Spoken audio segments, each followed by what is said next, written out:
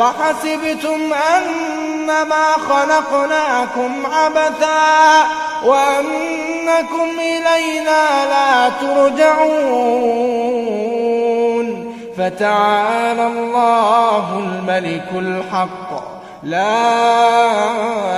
إله إلا هو رب العرش الكريم ومن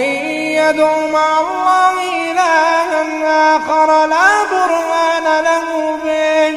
فإنما حسابه عند ربه إنه لا يفلح الكافرون وقل رب اغفر وارحم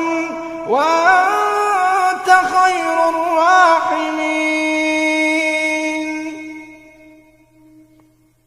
والنازعات غرقا